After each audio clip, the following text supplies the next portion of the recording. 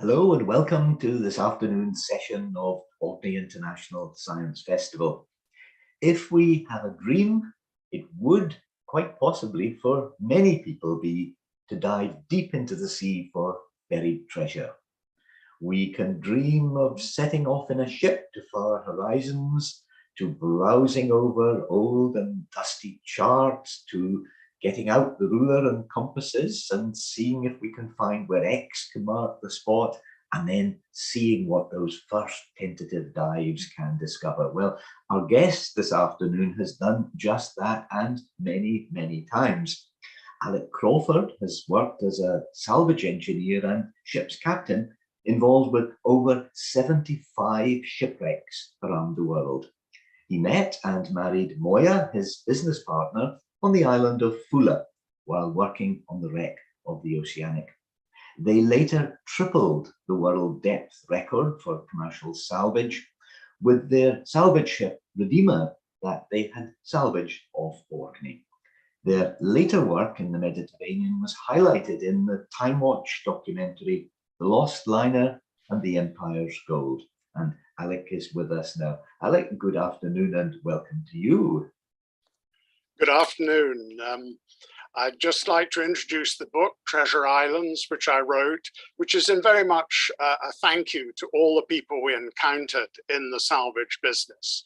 That's super. Just before you do that, Alec, I need to remember that a lot of viewers we're going to want to ask you questions. So let's just tell them about how to do it. There is YouTube chat if you're directly on YouTube. Otherwise, this is the system. Slido, you can scan the QR code with your phone, or you can go direct to the Slido link and enter in that code. That's it. That's the method for the questions. But now, Alec, it's over to you for the story. Thank you. The book begins in 1971 and really covers the first 12 islands we worked. I was a totally experienced 23-year-old attempting to make my fortune with just very little money and no experience. So we travel through the islands, and to show you where we went, the next slide shows you a map of the area. We started off in the Firth of Forth and working a few wrecks there. And then we moved up to Stonehaven, south of Aberdeen, where we lifted a fishing boat that had sunk and were around Fraserburgh, through the Caledonian Canal with it, out to the Outer Hebrides, where we really worked most of the islands there: Coll, Tiree, Sandray, Vatersay, Barra, Eriskay, South Uist and North Uist. And then we moved up to Fair Isle, and after working on Fair Isle, we were told there about the island of Foula, west of Shetland, about 44 miles from Fair Isle, and the wreck of the Oceanic, which is the 12th island we worked and our most successful. The next slide shows us working on the Vespa, which is a boat built in 1912.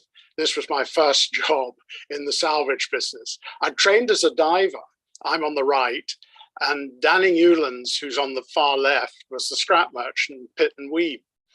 And he had bought this boat and a few wrecks from the insurance companies in the Firth of Forth with the intention of making his fortune.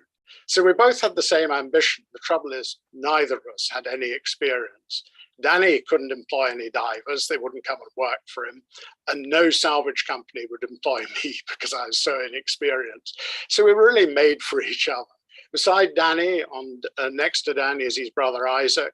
And then in the middle was John, who was between jobs, a friend of mine who came to help in the start of the work. And then next to me is Peter, who turned up full of fun with his sole life possessions of a kit bag and a suitcase and a Barra dog named Yak, a Barra sheepdog. And the next slide shows our vessel vessel Dewey Rose, which we lifted at Stonehaven Harbour. After working with Danny, the Firth of Forth wasn't pleasant to work in. It was dirty water, and we really didn't make much money there. There were some big wrecks like the Salvage, about 10,000 tons, but they'd all been blown down by the Navy with explosives because they were near the channel, and we really didn't make much money. But Peter was determined to go back to Barra, where he'd been working for a shellfish company. And so he wanted to buy a small boat. He said there was a fortune in wrecks there. So I followed his lead. And Peter, being a nomad with no fixed address, couldn't raise any money. So I went to the bank and begged and managed to get a little money, enough to buy this boat, which the sea had overwhelmed the harbour at Stonehaven. It had flooded the boat when the water came over the wall, and she sank. And it washed the wheelhouse off. So we were lucky to get her. It took us about 6 weeks to get the engine running, and the wheelhouse had been washed off. So we found this wheelhouse in somebody's garden, which they'd used to grow tomatoes in. So that was all we had to do. And Peter wanted to paint her white because we had obviously no certification of any sort. And he thought she might pass as a yacht. Wasn't really my feeling. But the next slide shows Barra, where we arrived, and working for scallops. There's Kishmore Castle on the right there, and it was an immediate way. We arrived at the beginning of December on Barra, and really by that time we'd actually run out of money. So working for scallops was a quick way to get cash, and it was quite fun to start with, and we started making a bit of money. And then the winter set in, and we really just couldn't work with the Dewey Rose and the boat, with the wooden boat. We should have had an inflatable, but we didn't have the money. So we worked this wooden boat, and it became impossible. And it became so bad living on the boat in a mooring that we rented a small cottage. And at one point, it was 4 days, we had nothing to eat but porridge. My mother, being very sensible woman, before we left in the Dewey Rose, had given us a large sack of oatmeal. So this was our stable diet until the islanders heard, and they came around with bread and jam and made our life pleasant again. Even Yak, Peter's dog, had turned up her nose at the porridge. So it was back to work, and we worked scallops to start with, just to recoup our finances. And really the wrecks, we couldn't do much with them. I don't know if it was just inexperience, but people had been there before, which Peter didn't realize. So there wasn't much of value left on them. But on the island was another team of divers who were looking at an archaeological wreck. Now in this next slide, you can see one of the bronze guns lifted from it. And I got to know them well. Which was good because Peter being as wild as he was, as soon as we'd made money on scallops, had disappeared to Spain for a couple of weeks. And our neighbor got a phone call from him saying, I'm stuck in Glasgow, run out of money. So we managed to get money to him in Glasgow. But when he came back, he said, oh no, these islands are too quiet. I'm going to go back to the Firth of Forth. So fortunately, I'd met and dived with Chris and his team on the Adelaide, this Dutch East Indiaman of 1728, lost on the west of Barra. It actually, when it was lost, it had a fortune in gold and silver coin on it. But unknown to Chris when he first went there, a Captain Rowe, at the time of the loss, had gone across, and he used to put people down in a barrel with holes for their arms, for sort of leather thongs to make them watertight, and a small visor. And he recovered nearly everything that was on the ship. So there was just a few cannon which were too awkward for the person in the barrel to get hold of, because the barrel guy just had a hook and just had very few minutes when he was lowered down to hook onto something, and then they whipped him up again and had to blow through the barrel with a pair of bellows. So it was fun and interesting working, and it was an archaeological thing. But while we were on Barra, Chris decided that we should go up to Fair Isle to have a look at the wrecks there. And the next slide is us on the west side of Fair Isle, diving on a wreck, the Canada there. Now, Fair Isle was a lovely island, and I loved it. Simon had been there before, diving on the El Gran Griffin, which was an Armada wreck, which we had a look at on the south end of Fair Isle. And Simon was determined to come back to Fair Isle. He'd been a journalist, he was similar age to me, and we got on really well. And so the three, Chris, Simon, and I, were working on Fair Isle together. And every Saturday afternoon, there'd be a football match. Simon was crazy on sport, and he would go, he'd play, he was so good, he played for the Fair Isle team. And there was only one unwritten rule about the football there, that the game just went on until Fair Isle won. So we really enjoyed Fair Isle, and we both wanted to return. So Simon and I thought during the next summer, we might have another go, because the winter was coming up and Chris was abandoning all salvage operations. They're really no good in the winter. So in the next slide, you'll see Simon pushing a load of scallops up a pier at Grimsay in North Uist. And we decided we'd spend the winter on the Uist diving for scallops to make enough money so we could work Fair Isle for a summer there. And it was good. It was, apart from the driving rain and snow and cold and some of the awful diving conditions, we managed to make enough money. And it was just a case of packing up and going to Fair Isle. But before we finished, we went down to Eriskay, and Chris was still there, and we went out to the Politician, the Whisky Galore ship. Now you see in the next slide that this is Chris with a bottle of whiskey from the Politician. We dived on it, and unfortunately there were 22,000 cases of whiskey lost on the ship. But the customs, being so upset at the islanders pinching it, they'd put explosives in the holes and blown the bottles to pieces. So there were very few whole bottles. We did get some, but they were mostly damaged. And even if they had something in them, there was usually a black mark in it. But there was one that was quite good. And in a remote croft on Barra, there was an artist lady, Peggy Angus, who had took a great interest in us and asked us up to our house the same evening that we'd recovered some bottles. And we did actually open one and drink it. But it was a case of just swilling it down, hoping that it wouldn't destroy your taste buds forever. And there couldn't have been a worse medicine. The next day, I've had the worst headache I've ever had in my life. So from there, we returned to Fair Isle. And the next slide shows us being our vehicle, all our worldly possessions, then being lifted aboard the steamer to Shetland. That we'd bought a rubber inflatable. It was a tiny one. It was only 4 meters. And we had our little vehicle we used for the fishing of the clams, the scallops. And we went up and off at Lerwick and down to Grotness, where the next slide you can see the Fair Isle mailboat. This is the Good Shepherd 2, which looks very primitive nowadays. But Fair Isle was a happy, busy place. It's perhaps the only place I've been where each individual had a special skill, not only for raising their own family, but contributing uniquely to the survival of the island as a whole.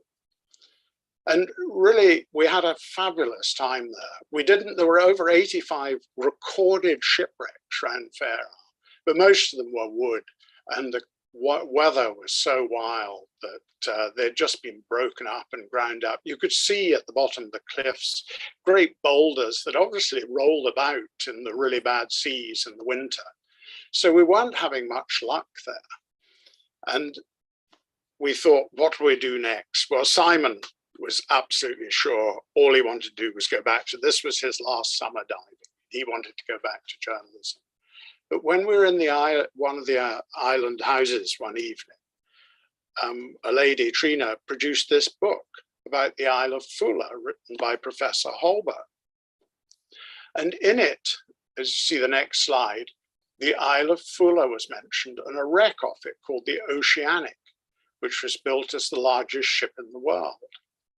Now, Foula only had a population of 28. It's about 44 miles northwest of Fair Isle. And it had a very poor ferry service, a rough gravel landing strip, which was really just used for emergencies. But this ship interested me, and I really was quite fascinated by it until I read in the book that the tide ran up to 12 knots over the submerged reef the ship had hit. Now, this sort of tide's fine for an Orkney man, but it's not much fun for a fifer. So Simon wasn't keen to go. He thought with a tide that strong, it's just not worth bothering about. And because of that, it had been kind of got the reputation as the undiveable wreck. But some of the ornithologists from the Fair Isle Bird Observatory wanted to go out to the island. So to just for a day to look at the birds, and there was one spare seat. So I went out with them, and I managed to get the possibility of renting a house. Now the house is on the east side, that's the right-hand side in the Vaux there, and it was the nearest house to the pier. Couldn't have been better. But like nearly all the houses on Foula, there was no electricity or water. It was just a bare house, had old furnishings. The laird had used it when he came up to stay. But it was good. It was compared with Fair Isle, where we were living in a wooden hut with a wire over the top of it to hold it down in the bad weather. This looked good to me, and I thought I could persuade Simon to join us. Now, in the next slide, you can see the Oceanic. This was the ship we were after. She was 700 feet long, a White Star Liner, the same as the Titanic, although she had no sisters. The Titanic came after her. She was built in 1899. She was 18,000 tons with 2 engines, and she was 28,000 horsepower. And she plied across the Atlantic, first from Liverpool to New York, and later Southampton to New York. And at full speed, she had burned 700 tons of coal a day. But she was considered one of the most luxurious liners ever built. And at the start of the First World War, the government wanted a ship to patrol the northern approaches. And so they commandeered the Oceanic, who had had a grant when she was built to strengthen the decks so guns could be put on her as necessary. So she became an armed merchant cruiser, patrolling the North Passage between Orkney, Shetland, and north of Shetland. And it was while she was on one of these trips in fog that she struck this reef 2.5 miles off Foula, known as the Shalds of Foula. Our advice from the island that it would be impossible to dive on it didn't put me off, and I didn't tell Simon about it. So from the next slide shows that from the approaching from the sea, you can see this stunning island, 3.5 miles long by 2.5 miles wide. It really was just so stunning when I first went onto it that I was absolutely gripped by it. And the ship is, the reef is roughly between where the ship is and the island. But everybody thought on the island the ship had hit the reef, which is submerged all the time, and had slipped off into deep water. But we didn't know, and we went around the reef, and the tide was strong. We'd go in first with the rubber inflatable, and often you'd just be ripped away from the seabed. So timing was the thing. We had to find when the tide was least strong. And one of the islanders, Jim, came out with us one day, and we looked around, and then we were dropping an anchor over to get the depth from the rubber inflatable, and it was down to 9 meters. And Jim said, "Pull it up. That's far too shallow." And we couldn't pull it up. It was jammed. So Simon went down to find an enormous ship on the end of the anchor. Now, the next slide shows the reef from the island. Now you're looking out, and on the top right-hand corner, you'll see the broken water, which is where the reef is. And it's not far off, as you can see the island, it's 2.5 miles. But you also see the pier in the middle there, and our house was just at the end of the pier. So we really couldn't have got a better place to be. And the survival of Foula had relied on the peat. And you can see all the peat banks just below, bottom left-hand corner. And that's really why Foula had survived. Now, the next slide shows the team, which is myself on the left, carrying some explosives cord, and Simon in the middle with his bobble hat on, and John Andrew, who was a Foula Islander on the right. Now, John Andrew learnt to dive himself. He was determined to join us. He said he'd have to leave the island if he didn't get a job. So he became part of the team, and a very worthy part of the team. And in the next slide, you can see John Andrew. He was still one of the original Foula men, the only one on the island left who could really jump down the cliffs. And we'd go out to the cliffs with him. And at one time, Foula, a bit like St Kilda, lived off the birds' eggs and the birds. And he would jump over the edge onto a 2-foot wide ledge, and he could catch two. These are razorbills. He could catch two, one in each hand, and then work his way up using his elbows. So we were very lucky to get somebody so skilled to be part of our team and be a good friend. And our next door neighbor in the next slide, Elizabeth, was kind to us, and we'd always be going up, and she'd have our caddy lambs, and she treated us like children. The problem was, although she treated us like children, they were like her children. But it was a nice relationship. And we were able to do small agricultural things for her because she had an old petrol paraffin tractor, and she was on her own with an old lady, an 80-year-old lady with her, so that we could run our peats and try and contribute a bit, because all the islands have been so helpful to us. But the island had its issues, and one of them was its mailboat. The next slide shows the mailboat, which was really, it was an old Watson class lifeboat. And the previous mailboat had been lost. Fortunately, everybody was taken off it, but it was lost in heavy weather. But the pier wasn't good at Foula. So the mailboat had to be lifted out after every trip, and this is it being launched, and the engine was old, and generally they didn't get much money for the mail runs, but it was Foula's lifeblood. And in the summer it was meant to run once a week, and in the winter once every 2 weeks.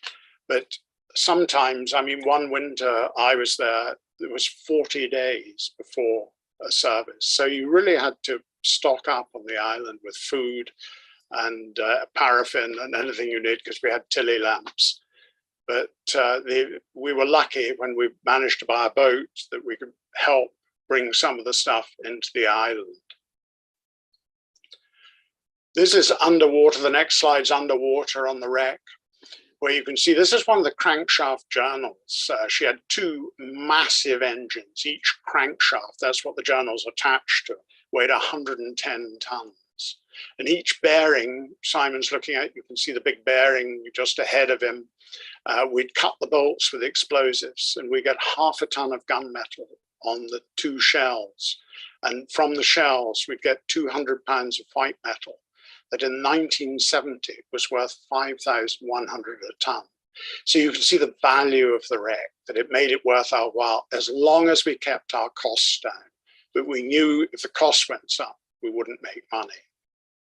The motion, you can see the weed and the tide. When you've got a swell, you get this tremendous backwards and forwards motion, which makes it very difficult to work. And we ended up finding that we could get a maximum of 2 hours for each change of tide. But sometimes, in the strongest tides, we might get as little as 20 minutes. And the next slide shows us cutting one of the steam condensers. There were 4 of these that take steam from the engine and condense it back to water, fresh water, for the ship to use in the boilers again. And the diver is holding explosives, which we tape to a tube, which actually they cut that plate around the condenser. Now the condenser had a brass housing, brass tubes. There were 4 of them, and they weighed 18 tons each. But we had serious problems there being thrown about by the waves, and we had to wear wetsuits. They were fairly watertight wetsuits, but when we wore a dry suit, we always made a hole in it, and then it really got wet, and it wasn't much fun. And the next slide, you can see working deep in the engines. There's this, you can just see the edge of an impeller. Every big bit of cast iron, we used to put a small explosive charge on to see what was inside it. And then we'd have to lift it out and onto the boat. But we did most of the blasting first, and then we decided we'd get a boat, because all the people on Foula said we'd never keep a boat by the pier because the weather was too bad, even in the summer.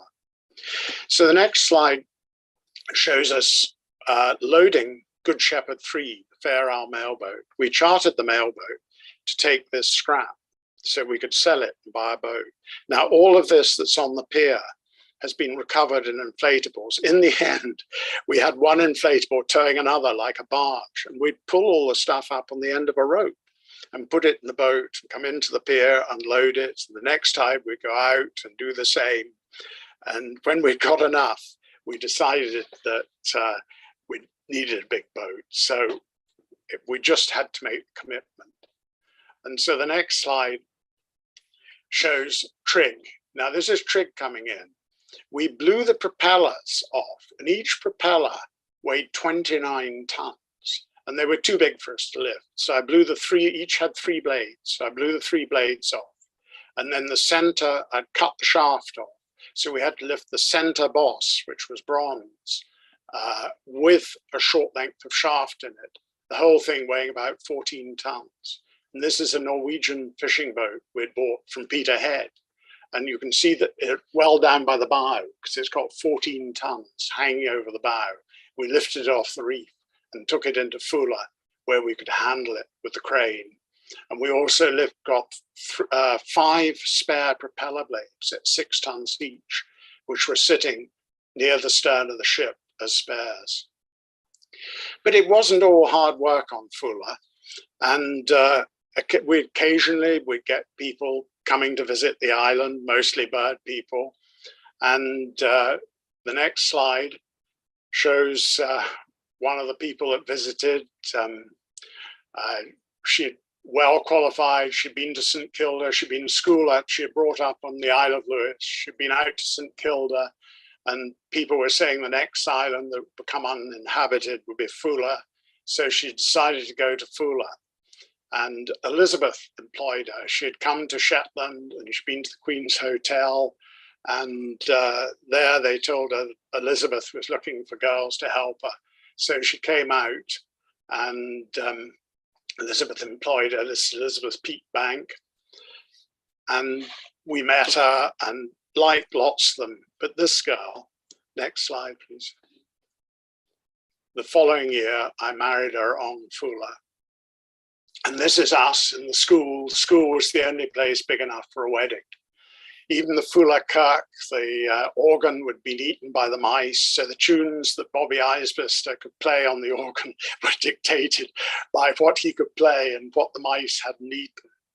But it was a good time. And the pilot, Logan Air pilot, took 2 loads of people in. We had a fishing boat in and relatives in, about 60 people in the small Kirk. Considering the population was only 28. And the pilot came to the wedding, so nobody need worry about missing the flight, because he was at the reception. And then after that, the next slide shows the Oceanic's anchor at the Voe, because we had to get back to work again. Getting married was one thing, but work had to continue. And this was one of the Oceanic's 7-ton anchors. And you can see it's big with a chain coming off it. So we lifted it and 2 anchors from another wreck on the island and moored trig in the Voe, much to everybody's thing. So we managed to keep her there 2 summers without any problems or major problems. Every time the weather blew up, we'd get aboard her and take her across to Scalloway on the mainland. So there was a continual going backwards and forwards to Scalloway. But the next slide shows one bad night. The water, you can see on the next slide, the water came over the pier and along with trig. So we completely lost her. The chain actually snapped, the chain that went over the bow.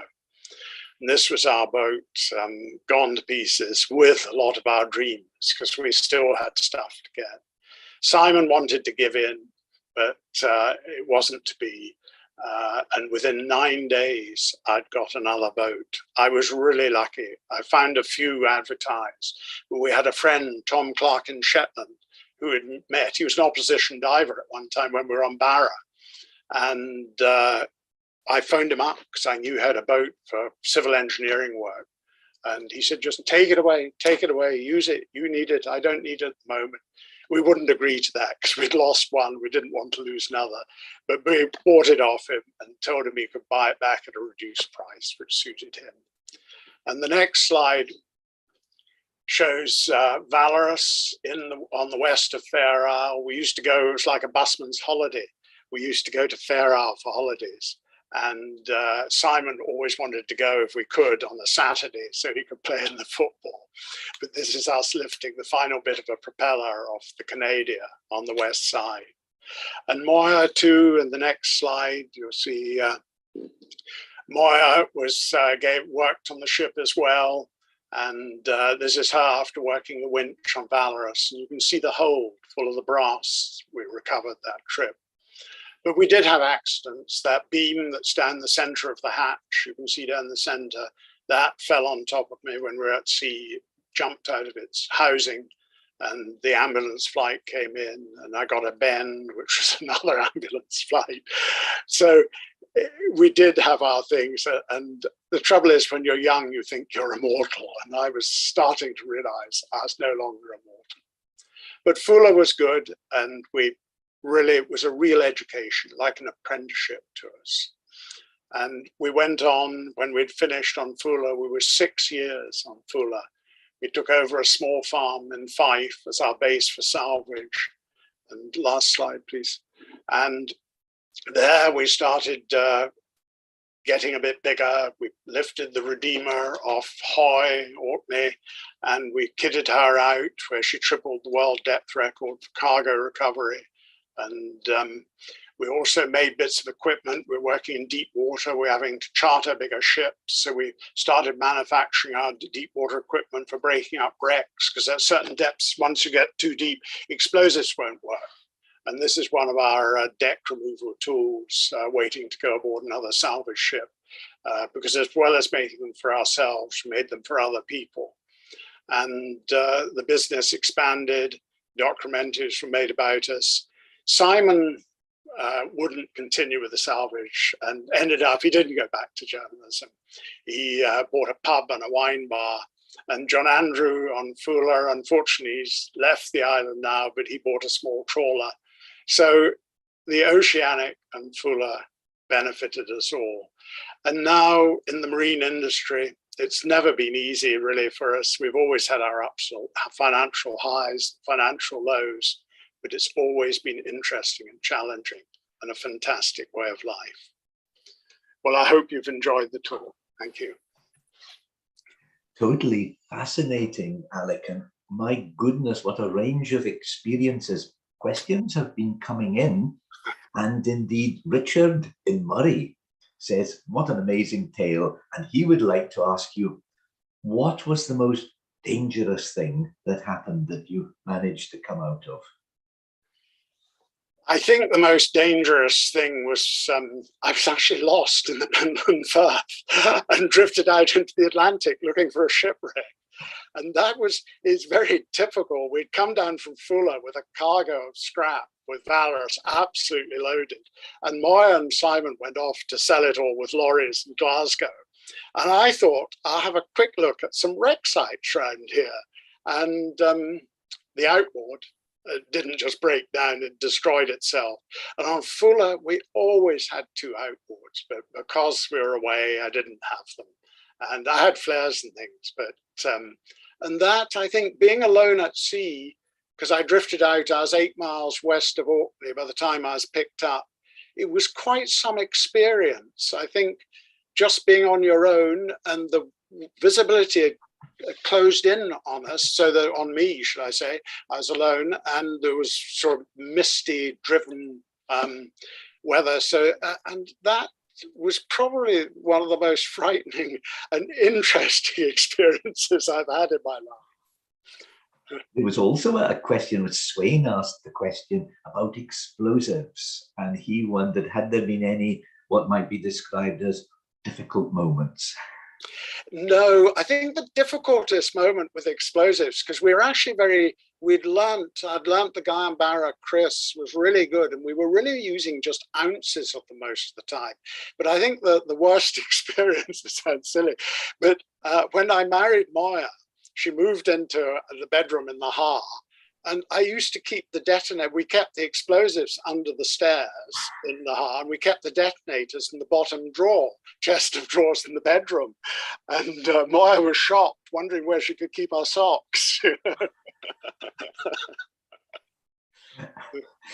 And there's also a question from Swain about procedures. How do you go about searching for wrecked ships and salvaging? Is it in theory something anyone can do, or are there procedures that have to be gone through? Well, the law is changing all the time, but when we were there, you could look for anything, and if nobody was working it, you could claim salver in possession, and the only reason you could get put off it was your competence. Now, we had a court case in the Oceanic because another company, a big Glasgow salvage company, had got a contract on it. And unknown to us, they'd attempted to look for it, but their divers wouldn't even go into the water. So they then, when we found it, thought, well, everybody thought there's a fortune there. And we went to the Lerwick sheriff court, and we had to get a lawyer and everything. And Simon and I were quite worried at that time because we only had one suit between us. It was known as the company suit. So if we both had to turn up in court, one of us would have to be grubbing. And going right back now to your childhood, was this always something you dreamed about, or was it just that you relished a challenge and were looking for adventure? I think as a young boy, ever since the age of about 12, I used to work on fishing boats in the River Tay, sprat boats. And so I had a real feeling for the sea. And I studied agriculture at Aberdeen, but the diving, the salvage, I think it just fascinates. It is just, I think it's the innovation. I love the innovation of salvage. I absolutely love it. Are the great days now over with the big wrecks, the findable wrecks found, or are there new quests? I think it's possible to find most wrecks nowadays. The technology is there, most, I say. And there are some with valuable cargoes, but it's always been the case of the cost of recovering the cargo. And actually, that's the only reason. I don't think a big company would have made money on the Oceanic. It's just because we did it at very low cost that we made a good deal out of it. And with scrap metal, there were days with these very high prices for certain types of metal. Is that still the case, or is it now that the world is just producing so much metal that there's no longer the same value? No, there's still good value in it. I mean, it is just recycling. I mean, bits of the Oceanic could be in your car radiator or an electric car. The windings could be made from copper from the Oceanic. You don't know, it goes everywhere. And it is, we're just scrap much, just recycling it really at the end of the day. Yes. And with the Oceanic, is there still a lot of it out there left, or what's left is just really absolutely unobtainable? There is stuff left, but it's not an economic project to recover it. She's like a pack of cards. Most of these shallow water ships, they just collapse. Like you build a card tower and knock the bottom of it because they are just steel plates. So some of it's very impressive. But this, you know, we took the best and we had to stop when we realized it was no longer economic, even for the three of us to work it.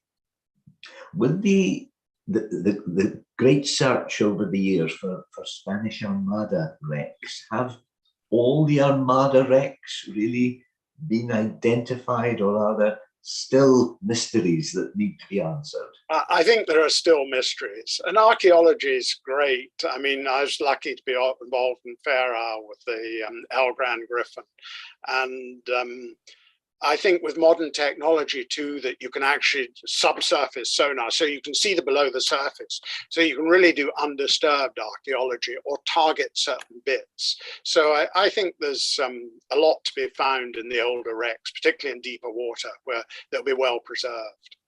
If you had a question that you would like to ask to a diver of today and say, would you find this out for me? What do you think you might ask? Oh, it's a long time since I've been diving on that. I mean, we did remotely operated work, that deep work. I mean, literally after a couple of wrecks after the Oceanic, we went into deep. But I think that there are, you know, I always wanted to go to places like Rockall and have a look around them. And totally nobody would know if a ship was lost on the reef at Rockall. And you know, they pass, and we, as a commercial business, we had to go for remote operations in deep water. So diving's kind of past me now. And going back to the politician, the ship that inspired, of course, the famous Whisky Galore, roughly what was the breakdown of the bottles? You know, there was a considerable amount of spirit on board. Roughly how much of that spirit was drinkable, how much of the spirit was undrinkable, how much was just destroyed? Most of it was destroyed. I mean, there were four of us on that trip out to the politician, which Compton Mackenzie in his book calls the cabinet minister, Whisky Galore. And we probably got 4 or 5 bottles each, of which maybe 2 each were filled, you know, with something. I still have some on my mantelpiece, actually. and you know, then they were worth nothing. You know, we spoke to the receiver of wreck on Barra about it, and he said, well, who wants a polluted whiskey bottle? And now apparently they're worth a lot of money. Times change. And how much do you think did get found or made use of by the islanders? Or is that a well-kept secret still on the island today?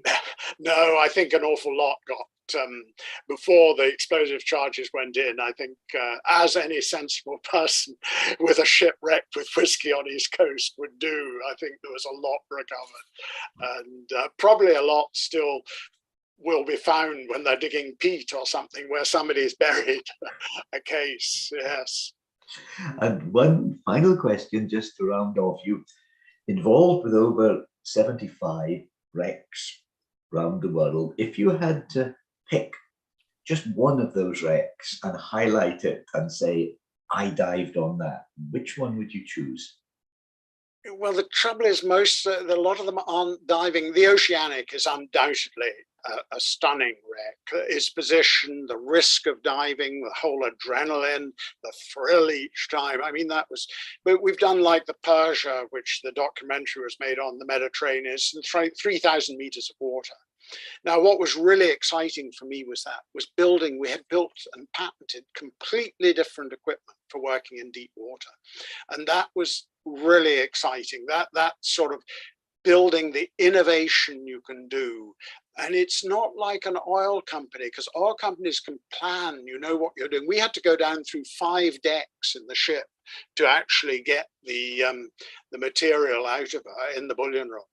And it truly wonderful, the whole work and working with people to design this new equipment. Alec, it's a great story. And just before rounding off by thanking you warmly, I should mention that the next event in the festival today is at 5:15 in the Orkney Theatre. When we move to land and 1,000 years back to the Norse era, when we go feasting with the Earls in the Boo. But at 7:30, also in the Orkney Theatre, we will be back to sea again when John Goodlad tells us about the salt roads and quite possibly some of those places that Alec's been speaking about in Shetland will appear in that. He'll look at 2 centuries of the salt fish trade from Shetland and how it spread across Europe. And John indeed will round off the day at 9 o'clock with that wonderful title, Harlan the Drogue and Gide Boys a Biscuit. And it's about the influence on culture, on writing, on film making, on art, the influence on culture of Shetland's salt fish trade. But in the meantime, our warmest thanks go to Alec for an absolutely fascinating description of diving on shipwrecks, highly appropriate for this year's Year of Stories. And a big thank you, of course, to the technical team from the Science Festival for navigating us so smoothly through the storms back into the calmer and reflective waters. Thank you again. And of course, thank you to everyone, wherever you are, for watching us. Time to say goodbye now. Thank you.